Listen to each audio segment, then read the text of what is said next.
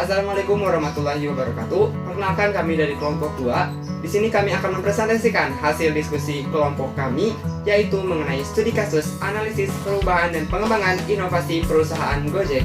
Video ini kami buat untuk memenuhi tugas mata kuliah manajemen. Kami dari kelompok 2 yang terdiri dari 5 anggota, yaitu Arla Nugraha, NIM H24012011094, Anissa Cahya Arindi, NIM H24012011028, Intan Faiza Sidikah, NIM H24012011025, Layalia Briliani Azahra, NIM H24012011022, dan Lia Septina, NIM H24012011010. Inilah presentasi dari kami. Selamat menyaksikan. Studi kasus, analisis perubahan dan pengembangan inovasi perusahaan Gojek. Gojek adalah sebuah perusahaan teknologi berjiwa sosial yang berdiri dengan tujuan untuk meningkatkan kesejahteraan para pekerjanya di berbagai sektor informal yang ada di Indonesia. Gojek lahir pada bulan Agustus tahun 2010 dengan pendirinya yaitu Nadiem Makarim dan Michael Angelo Moran. Model bisnis awal Gojek ini terbilang sangat sederhana, yaitu berusaha menjawab berbagai persoalan yang dialami oleh pelanggannya, di mana Gojek menyediakan layanan transportasi secara cepat dan murah. Dalam perkembangannya, Gojek dengan transportasi sebagai tulang punggung bisnis berkembang ke berbagai layanan lainnya dan menjelma menjadi layanan aplikasi satu pintu. Aplikasi Gojek membantu para pengemudi untuk mendapatkan akses kepada lebih banyak pelanggan. Perkembangan maupun inovasi model bisnis merupakan suatu langkah strategis bagi perusahaan yang menjadi penentu langkah sukses atau tidaknya suatu perusahaan. Salah satu langkah strategis yang dilakukan oleh perusahaan Gojek adalah dengan mengembangkan layanannya mulai dari GoCar, GoRide, GoFood, GoMart, GoShop, GoSend, GoMassage, GoPay, dan masih banyak lagi. Maka dari itu, kelompok kami akan melakukan studi kasus lebih lanjut terkait pengembangan inovasi dan perubahan yang dilakukan oleh perusahaan Gojek. Berikut analisisnya. Perubahan yang dilakukan perusahaan Gojek. Yang pertama, the kind of change perusahaan Gojek. The kind of change terdiri dari adaptive change, innovative change, dan radically innovative change. Yang pertama, adaptive change. Model bisnis Gojek yang disempurnakan dengan aplikasi TI secara mobile dan real time, yang mana para tukang ojek dapat dengan mudah menemukan pengguna ojek di sekitarnya. Selain itu, para tukang ojek dapat mengembangkan jasanya, tak hanya untuk antar jemput penumpang, tapi mereka juga dapat mendapatkan tambahan pendapatan dari jasa kurir atau antar barang, pesan makanan minuman, dan sebagainya. Apa yang dilakukan Gojek ini merupakan suatu bentuk inovasi bisnis aplikasi yang dibuat real time sehingga mampu mempertemukan pengguna dan penyedia jasa ojek dengan cepat. Yang kedua, innovative change. Pada awalnya, Gojek mulai dengan 20 pengemudi dengan cara memesan masih melalui telepon, BBM, dan Yahoo Messenger ke call center. Kemudian, operator call center akan mencari pengemudi Gojek terdekat, lalu menugaskan pengemudi untuk menjemput pelanggan sambil memantau kedatangan pengemudi dengan sistem navigasi dan koordinasi pelanggan. Mengikuti perkembangan zaman yang semakin mengandalkan teknologi, pada tanggal 7 Januari 2015, Gojek pun meluncurkan aplikasi Gojek sebagai media yang mempertemukan konsumen dan pengemudi ojek. Melalui aplikasi ini, Gojek berinovasi dengan mengembangkan 15 jenis layanan, yaitu GoRide, GoCar, GoFood, GoMart, GoShop, GoSend, GoPulsa, GoBox, GoClean, GoGlam, GoTix, GoAuto, GoMat, dan GoBusway. Selain itu juga ditambah dengan layanan pembayaran GoPay, yaitu layanan dompet virtual untuk transaksi pada aplikasi Gojek, serta satu layanan kerjasama Gojek dengan taksi Bluebird, yaitu Go Bluebird, yang merupakan layanan pemesanan taksi Bluebird melalui aplikasi Gojek, serta program penghargaan pelanggan berupa GoPoints untuk pelanggan yang menggunakan metode pembayaran GoPay. Proses bisnis yang efisien ini mampu meningkatkan produktivitas dan pendapatan para tukang ojek versi Gojek yang tidak dimiliki bisnis jasa ojek tradisional. Dengan inovasi yang dilakukan Gojek, tidak heran pendapatan para tukang ojek ini dapat bertambah rata-rata 5-6 juta rupiah. Namun tentunya hal ini tergantung dari banyak tidaknya penumpang yang ditemukan oleh si driver tersebut. Radically innovative change. Gojek melakukan inovasi disruptif. Prinsip dari inovasi disruptif mengembangkan suatu produk atau layanan dengan cara yang tak diduga pasar. Umumnya dengan menciptakan jenis konsumen berbeda pada pasar yang baru dan menurunkan harga pada pasar yang lama. Dulu model bisnis tukang ojek tradisional hanya mangkal di titik tertentu yang diduga menguntungkan. Beruntung bila satu hari mereka mendapat 4-5 orang penumpang perharinya. Adanya handphone membantu mereka dihubungi oleh pelanggan lama mereka. Itu pun juga belum tentu menghasilkan pendapatan di atas 3 juta rupiah. Sekarang Gojek memudahkan pengguna jasa ojek dan para tukang ojek menggunakan aplikasi pada handphone dengan harga yang tidak terlalu mahal. Yang yang kedua yaitu Lewis Change Model perusahaan Gojek. Yang pertama yaitu unfreezing. Unfreezing yaitu kondisi perubahan di mana ada kesenjangan yang besar antara tujuan dan kenyataan. Contoh dari unfreezing perusahaan Gojek yaitu yang pertama memberikan pendidikan baik teknis, teoritis, konseptual maupun moral. Yang kedua yaitu pengenalan budaya perusahaan ke karyawan. Yang ketiga memberikan konsultasi kepada karyawan. Yang keempat merencanakan SMART yaitu specific, measurable, achievable, relevant, dan time bound. Yang kelima yaitu mengorganisasi rencana kerja yang baik. Dan yang terakhir yaitu menunjuk pemimpin dan tim untuk mengelola karyawan.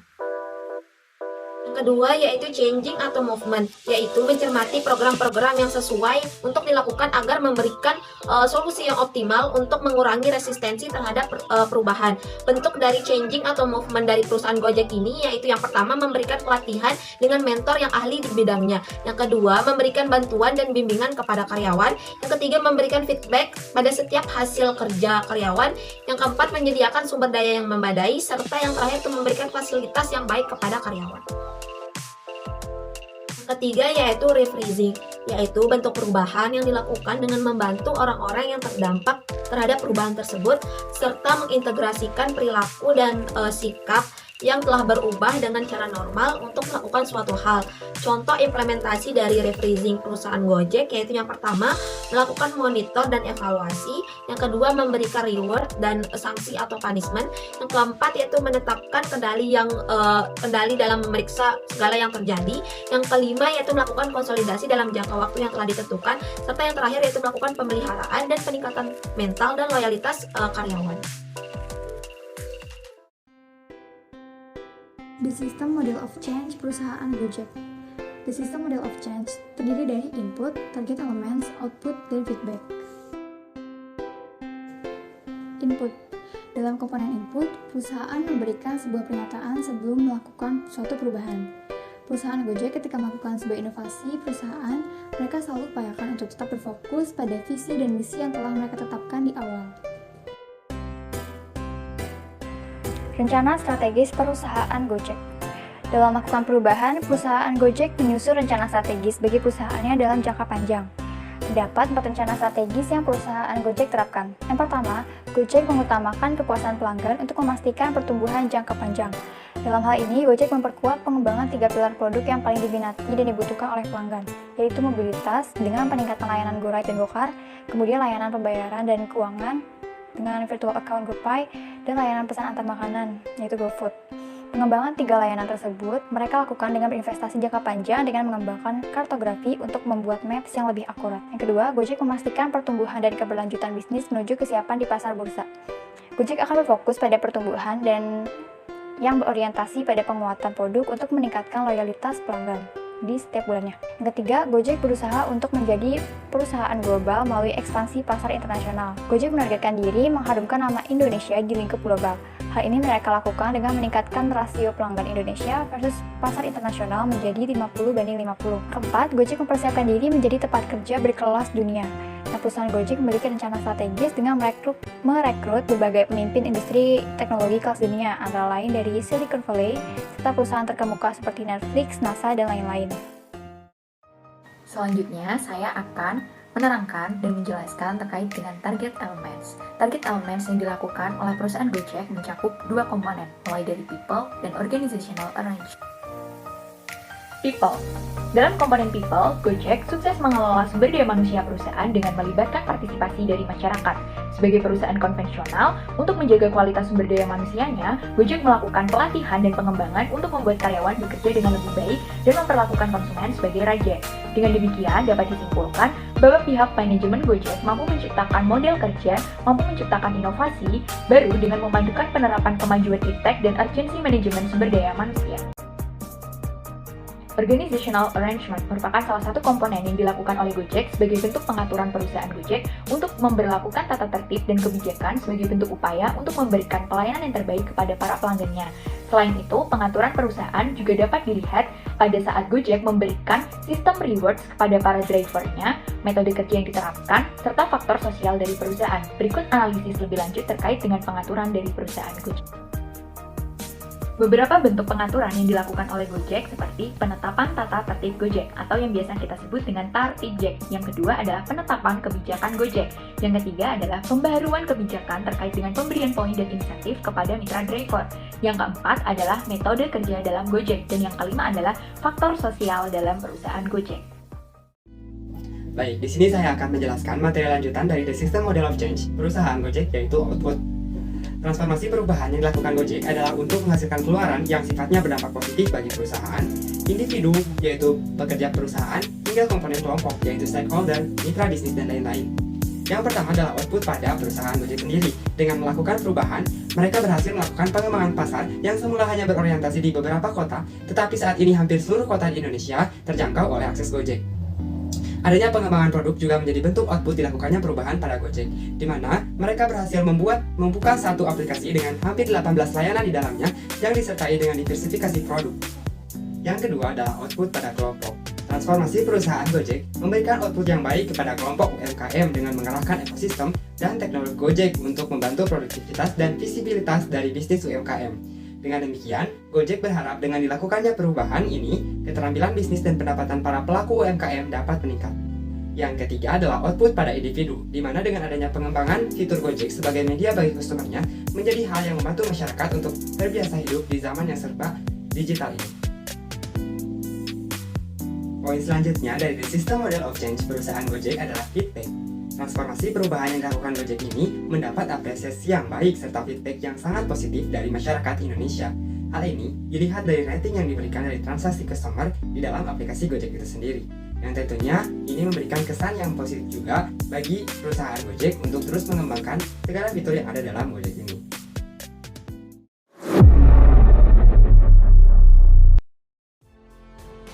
Yang pertama yaitu problematika transportasi Gojek yang lesu pada masa pandemi.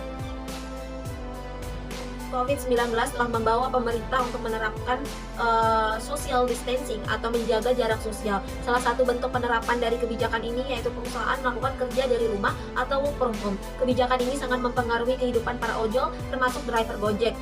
Berdasarkan keterangan dari Igun Wicaksono, seorang aktivis ojek online yang mengatakan bahwa pemberlakuan WFH ini dapat menyebabkan pendapatan para ojol turun hingga 50%. Hal ini menyebabkan para ojol merasa terpukul dan berat karena dapat menyebabkan penurunan kondisi ekonomi dan kehidupannya. Menghadapi permasalahan tersebut, Gojek tidak diam saja. Perusahaan Gojek langsung mengambil langkah inovatif dan perubahan yang adaptif untuk menghadapi permasalahan tersebut. Berikut analisis dari kelompok kami terkait dengan bentuk perubahan dan pengembangan inovasi yang dilakukan oleh perusahaan Gojek. Bentuk perubahan yang pertama, Gojek melancarkan program meringankan beban biaya harian kepada para drivernya dengan memberikan voucher dan service provider bagi drivernya untuk memenuhi kebutuhan pokok para driver. Apabila kondisi ekonomis keluarga tercukupi, para driver akan berkurang tingkat stresnya dan mereka dapat mengejar kinerja kerjanya dengan baik. Bentuk perubahan yang kedua, Gojek merespon permasalahan tersebut dengan meningkatkan fokus untuk membangun bisnis layanan inti secara kokoh dan efisien, yaitu dengan memaksimalkan layanan uang elektronik, layanan transportasi, dan layanan pesan antar makanan dan minuman untuk mendongkrak kembali omset Gojek. Bentuk perubahan yang ketiga, Gojek juga memberhentikan operasi dua layanannya, yaitu GoLive yang memberikan layanan pijat profesional di rumah atau yang akrab disebut dengan GoMessage, dan jasa kebersihan atau yang akrab disebut dengan GoClean, karena keduanya tidak relevan terhadap aturan pembatasan sosial yang ada. Dengan demikian, kedua layanan tersebut harus dihapuskan. Bentuk perubahan inovasi yang keempat yang dilakukan oleh Gojek sebagai bentuk tambahan inovasi agar para customer-nya tetap berada dalam pihak Gojek, yaitu perusahaan memberikan fitur tambahan inovasi berupa pengembangan fitur seperti fitur komitmen keamanan terhadap protokol J3K, fitur checklist protokol J3K, fitur verifikasi masker di aplikasi Mitra Driver sebagai syarat wajib bagi para driver setiap akan beroperasi. Dan yang terakhir yaitu adanya fitur geofencing yang mampu mendeteksi dan memberikan peringatan bagi para driver jika terjadi kerumunan di antara mitra driver saat menunggu penumpang. Sehingga dapat disimpulkan, menurut kelompok kami, beberapa solusi strategis di atas Gojek lakukan agar perusahaan dapat tetap bertahan pada masa pandemi dan mampu membenahi problematika orderan ojek yang anjlok dan sebagai bentuk memberikan sedikit langkah perubahan transformasional yang membawa perusahaan menuju ke arah yang lebih stabil dan lebih baik. Kasus kedua yang dihadapi oleh Gojek yaitu ojol tak patuhi protokol kesehatan selama masa transisi PBB. Gubernur DKI Jakarta Anies Baswedan telah memutuskan memperpanjang masa PSBB dan diberlakukan masa transisi. Salah satu poin pentingnya adalah agar ojek online bisa beroperasi kembali untuk mengangkut penumpang. Dengan demikian, perusahaan Gojek mesti menerapkan protokol kesehatan berdasarkan aturan yang tertuang dalam Surat Keputusan Kepala Dinas Perhubungan Nomor 105 Tahun 2020 tentang pengendalian sektor transportasi untuk pencegahan COVID-19 pada masa transisi menuju masyarakat sehat, aman, dan produktif. Semua perusahaan mengalami kesulitan di masa pandemi COVID-19 ini. Dalam menghadapi masa COVID-19 ini, Gojek melakukan upaya untuk mengurangi dampak dan mengikuti aturan pemerintah yang ada. Gojek membuat inovasi baru untuk menerapkan protokol kesehatan seperti memakai masker, hand sanitizer, sekat plastik penumpang, dan disinfektan. Namun pada kenyataannya, masih banyak driver yang tidak mematuhi peraturan tersebut. Ternyata banyak driver yang kehabisan alat protokol kesehatan saat hendak mengambil di pos kesehatan Gojek. Solusinya, dalam permasalahan tersebut, Gojek seharusnya memperbanyak jumlah alat protokol kesehatan sesuai jumlah driver yang ada. Dengan begitu, masyarakat tidak perlu takut lagi jika menaiki ojek online. Selain itu, Gojek juga memperketat peraturannya, yaitu layanan transportasi Gojek tetap mengedepankan protokol J3K tanpa biaya tambahan seperti pengecekan suhu tubuh pengemudi dan disinfektan kendaraan secara rutin di safety point J3K. Yang kedua, safety zone J3K juga dioperasikan di 4 stasiun terpadu di DKI Jakarta dengan 4 jenis layanan, yaitu pengukuran suhu tubuh bagi pelanggan dan pengemudi, pengaturan antrian dengan physical distancing, penyediaan hand sanitizer, serta pembagian masker. Dalam periksa protokol J3K ditambahkan di aplikasi pengemudi dan pelanggan. Gojek juga telah menerapkan prosedur yang mengutamakan kesehatan dan kebersihan dalam layanan GoRide dan GoCar. Gojek mewajibkan pengemudi untuk menggunakan masker, sarung tangan, dan hand sanitizer sebagai bagian dari persiapan perjalanan sesuai dengan peraturan pemerintah. Jika salah satu penumpang atau pengemudi tidak menggunakan masker, pihak lain berhak membatalkan pesanan dan dipersilakan untuk melaporkan kejadian tersebut melalui aplikasi Gojek. Selanjutnya saya akan menjelaskan permasalahan yang dialami oleh perusahaan Gojek, yaitu saat pandemi corona ini semua layanan Gojek alami penurunan order. Di mana pada Mei 2020 Gojek mengaku bisnis yang dijalankan belum bisa mendapatkan keuntungan. Hal ini diperparah dengan kondisi pandemi COVID-19 yang mengharuskan diberlakukannya PSBB atau pembatasan sosial berskala besar. Tentunya hal ini berkaitan dengan sebuah perubahan di mana Gojek perlu beradaptasi dan melakukan inovasi dalam menjalankan bisnisnya.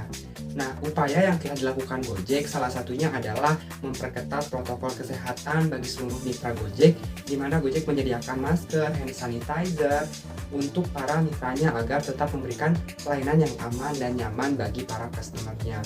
Selain itu, Gojek juga tetap memperhatikan bagaimana para mitranya memberikan pelayanan dengan mengikuti protokol kesehatan bagi para customer-nya, sehingga ini bisa memberikan kepercayaan terhadap Gojek untuk senantiasa memberikan pelayanan terbaik.